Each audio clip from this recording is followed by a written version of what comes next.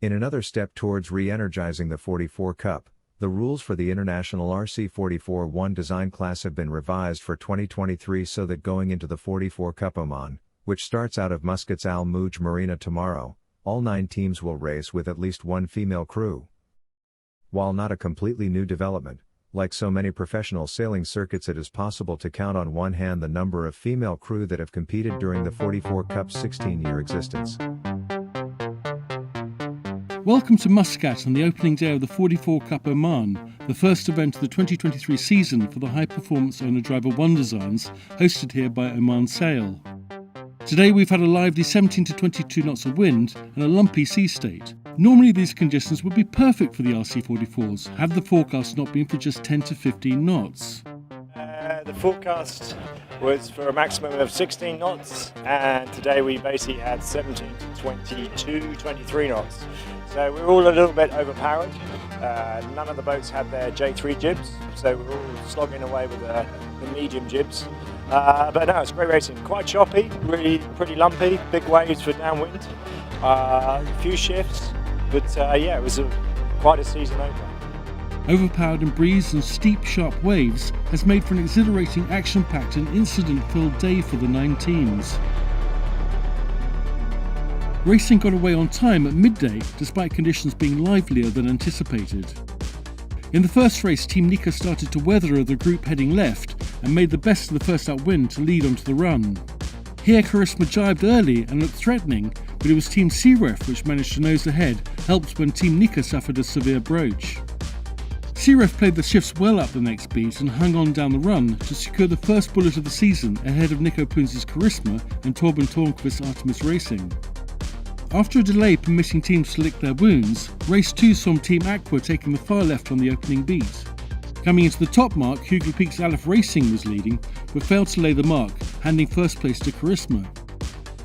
Narrow, stable and with trim tabs, RC44s go well upwind, but downwind are rocket ships, easily able to plane. Today they were regularly overtaking the waves, ploughing into the troughs, soaking the crews, but making for a high-octane ride. At the leeward gate, Charisma and Aleph split tacks, but nonetheless was still overlapped at the second top mark. However, here Aleph lost 2 crew overboard and had to round up to retrieve them before continuing. Meanwhile, Charisma had received a penalty for failing to keep clear, for which she had to carry out a penalty turn. As a result, Peninsula Petroleum was able to take the lead, but she jibed early, enabling first place to be taken by Team Aqua, which she held to the finish. For race 3, the 44 Cup crews were keeping an eye on a giant cumulonimbus cloud over land that was causing the wind speed to build into the early 20s. Team Nika was forced to bow out from starting this race due to mast damage. After a start when Artemis Racing was called over early, it was Searef that claimed the left, putting them into the lead at the top mark. On this occasion there were no lead changes, as tactician Adrian Stead did an exemplary job putting the boat on the right part of the racetrack, as the rest of Igor Lar's crew kept the hull beneath the rig to come home ahead of Aleph and Peninsula Racing. All of the 44 Cup teams this season are sailing with at least one female in their crew. On board Searef, for example, is Slovenian Olympic 470 sailor Tina Marak. Today was pure fun, also downwind surfing on the waves, and yes, it was also really hard on upwind with these short choppy waves, and yeah, I really enjoyed the sailing today.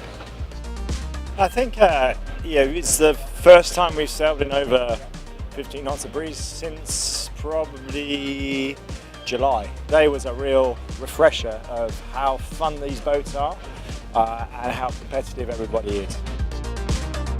With 2 bullets on day 1, Searef leads, but a deep score in race 2 leaves her on 8 points, just 2 clear of the triple-type Peninsula Racing, Charisma and Aleph Racing, all on 10. A similar exhilarating day is forecast for tomorrow.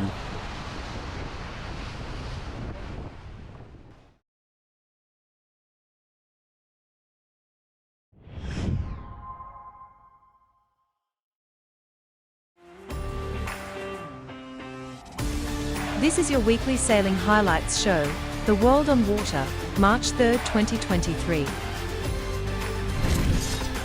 Drama on board Boris Herrmann's yacht. As the head sail halyard lock explodes and the sail falls into the water, ahead of the charging foiling Imoca. Naturally, this stopped the boat immediately, as it sailed over it, catching it with the foils.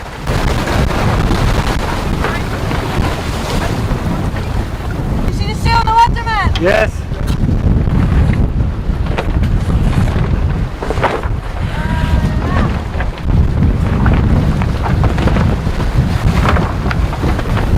You reckon we try to pull it back in?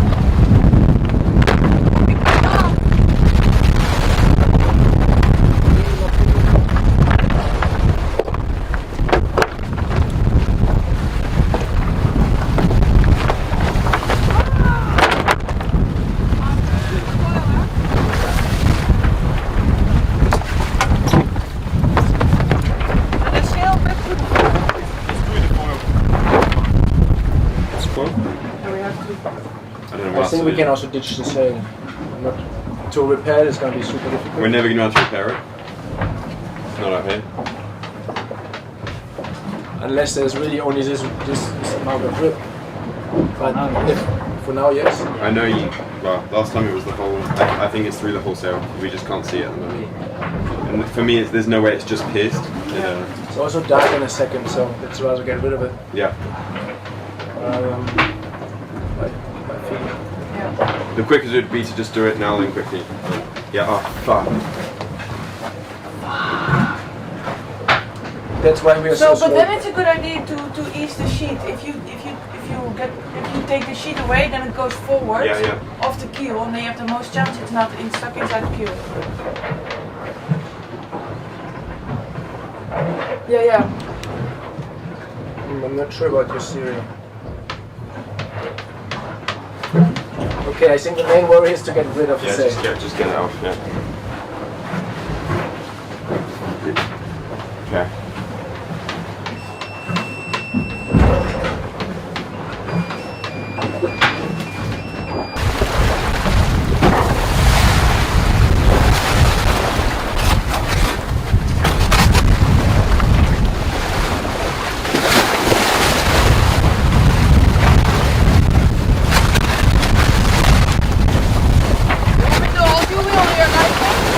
Can reach me out.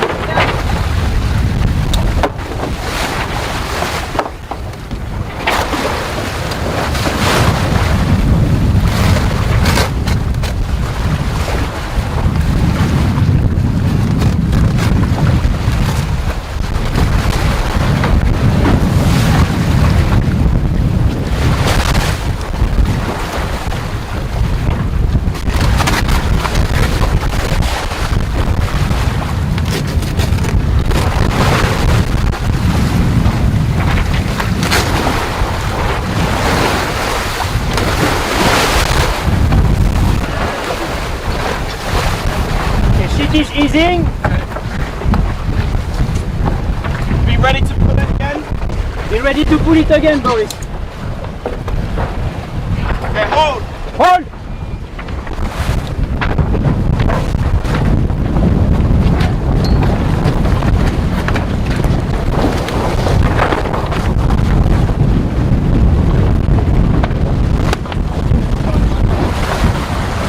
Watch out, Boris, hatch is open.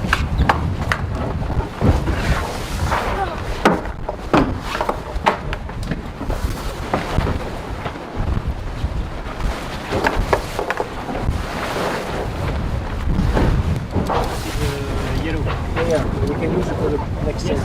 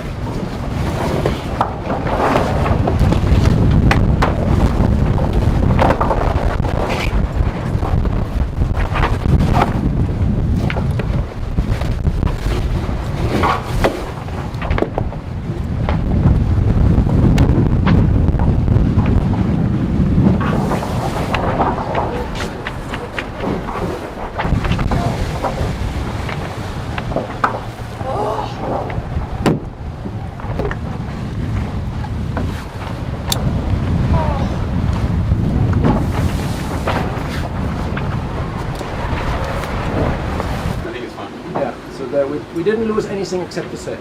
Okay. We can be happy about that. Considering it was right around the keel, Yeah. that was a bad moment. Yeah. Okay, But how well done. can we get this off the hook? Why is it off the rock? Bouncing in a wave. Yeah. And maybe so the Maybe because we have the halyard cleated. yeah, that is too tight. Maybe we shouldn't have it cleated. Not so much, just a little, just for unfurling, and then you cleat it with a little slack. I don't. Okay. Um, So throw down. Throw down would be a good sail anyway. Yeah. Yeah. Someone else decided for us. This was a good moment to change. We managed to pull that sail in so much easier than the throw down. Yes. I think because the waves were easier. Yeah. And it was perfectly lined up, like in front of the boat. Yeah. It was good if we ease the sheet now. Yeah. The yellow sheets are all okay? Yes, it was so far, yes. Could I get this back, please? Yeah. Okay, I go prepare the throw down. Yeah, I go and help you. Yeah. Maybe 2 on deck and 2. Yeah, I come. Baby.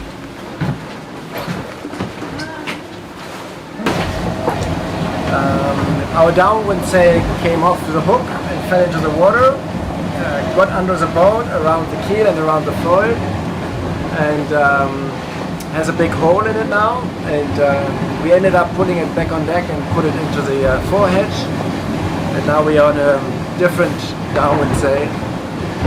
And yeah, that gave us a good hour of work and being fully stopped, drifting backwards. So we lost for sure 20 miles at least. And a sail. But everyone is safe? Everyone is safe, and everyone did a great job in this maneuver. No hectic. No other damages than the sail.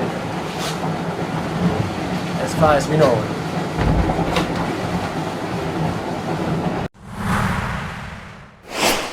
In the very close pre-starts, the Kiwis were both using effectively the double board down move, which gives the boats greater stability and enables fast positional changes. Nathan Outteridge, always superb in an interview, gave the following explanation. Nathan Outteridge, helmsman for Emirates Team New Zealand. We've just had day 21 of the LEQ, out there also with the AC40. Pretty light to begin with, a pretty frustrating morning I would call it, but it got good towards the end. How did it break down for you guys? Yeah, it was one of those days we had to be really patient. We sort of knew the forecast was going to be light and variable, and it seems like Auckland's not really having a great summer at the moment, so we sort of try to make the most of it, chasing, good wind between rain squalls. And yeah, we sat out there and drifted around for a long time, and then eventually on the tow home the breeze came in, so we pulled the sails back up, and I think we got pretty lucky with the weather we got and got a bunch of pre-starts and some two-boating in, and it was a good day in the end, but it was a long one. Long one, definitely. And we noticed the main go up and down a couple of times on the LEQ and some batten adjustments. I noticed Pete wrapping some tape around something for hours, but yeah, what was going on at the top of the Yeah, main? just some niggly things going on at the top of the main with the battens that were trying to get sorted ever since we sort of put the main in the boat. Yeah, it was a pain. Something would break and we'd have to drop the sail and get it fixed. And once you're out on the water, the last thing you want to do is call up for a day. So you've got the grinder out, fixing them up and putting them back up. And we did it a couple of times today, but I think we sort of got to the bottom of what the issue is. It's just waiting for the parts to come in so that we won't have to keep doing that moving forward. Great. We also noticed today and yesterday a fair bit of both boards in, doing some high modes or slow modes, and actually yesterday noticed a lot of changing course, throwing it windward board in, windward board up. What are we trying to learn there? I think it's just trying to get the balance between sharing the lift between the two foils, and the boat's quite tricky to turn at high turn rates with just one foil in the water. So knowing how to be able to really spin the boat hard on a pre-start with both boards down and making a smooth transition to get the thing in and out of the water. Yep. It's quite a tippy little boat when you're living on the edge of sails north or so that's what it comes down to in all these pre-starts. It's just knowing how your equipment works, and that's the beauty of two boats. When you're racing, you can really you can sail around for the last few months and everything's all sweet, and then you're got to turn right now, and yeah, you find the limits of what the boat can do, and that's what's been really cool to have the two boats in the water. It's certainly fantastic. What we saw today was, I think we had 8 pre-starts and 4 of them running off into a one-lapper. I scored the races 2 each, so I don't know if you guys shout beers or whatever for who's losing at the end of the day, but 2 each means no one buys anything, right? Exactly. So we're liking that scorecard. Well, we need someone to win so that at least a beer is purchased for someone. Yeah, no, definitely. It's looking slicker and slicker. Certainly some moments of edge of control, especially after a manoeuvre. That's just trying to find that edge. Yeah, and today was so variable too. Like you had anywhere between 8 and sort of 18 knots for the rain squalls, and you weren't always on the right configuration with the jib, and you get used to tacking one style, and the next minute you come out, you got 6 more knots, and you got to set yourself up for that. So that's just the game of sailing, and the more difficult the boats are to sail, the easier it is for you to see our errors. So thanks for pointing those out. Well, we can call them errors, they're just learnings, aren't they? Sure. Yeah. So we've got at least a couple more days. We're going to try and get both boats out for the next.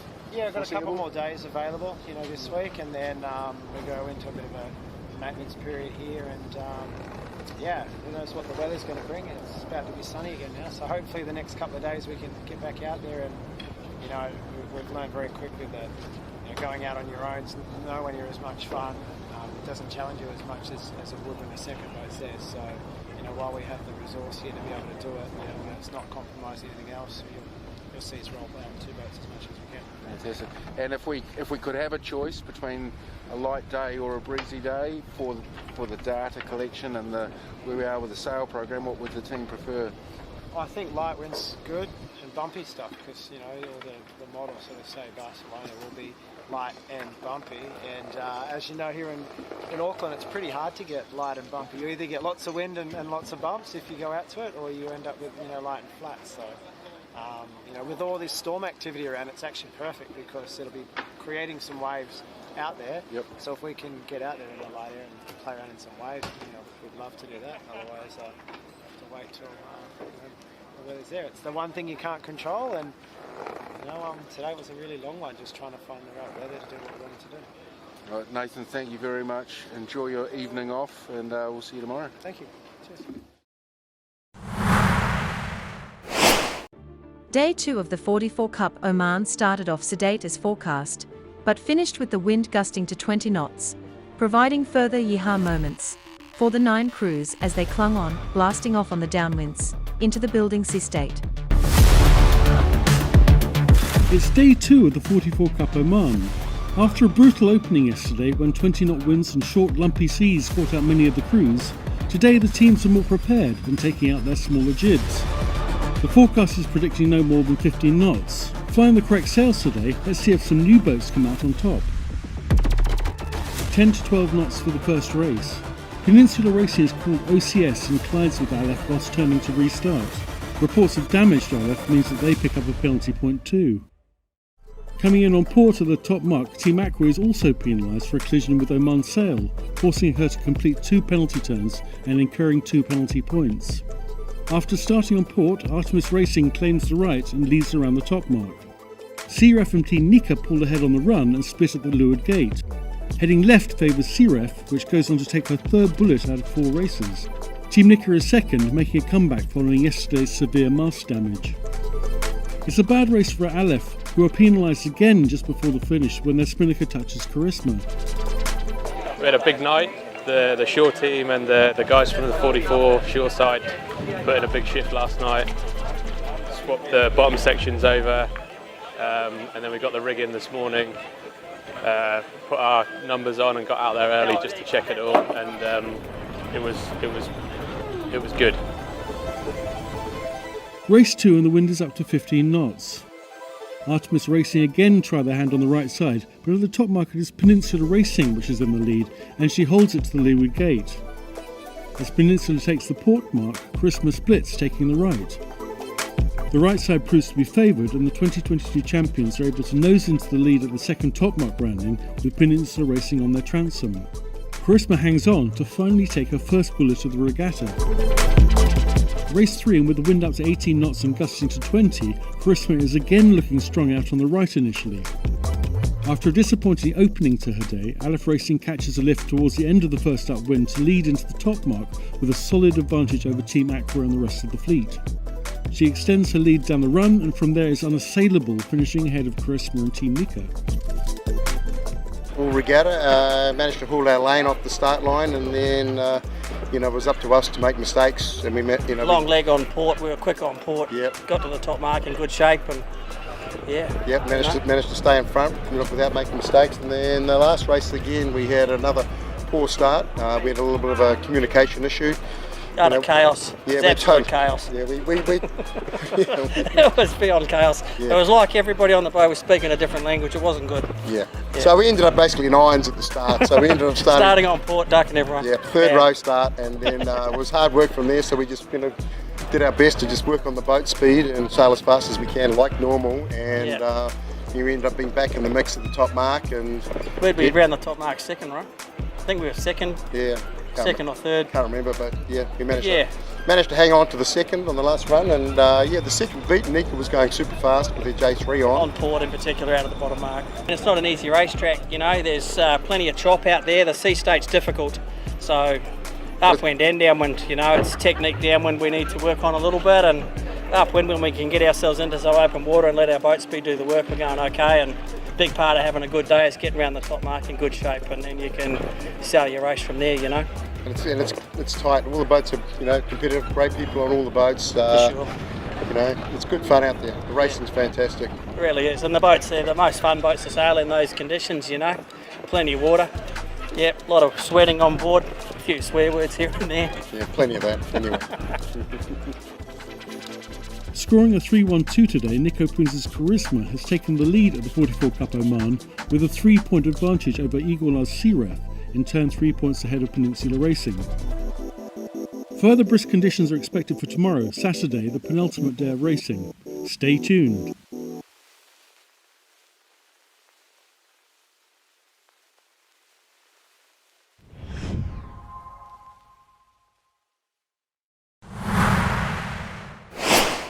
The Melges 15 class relocates to Jensen Beach, Florida, for the 2023 Winter Series. The Melges 15 Winter Series is a 3-regatta series hosted by the class at the U.S. Sailing Center of Martin County.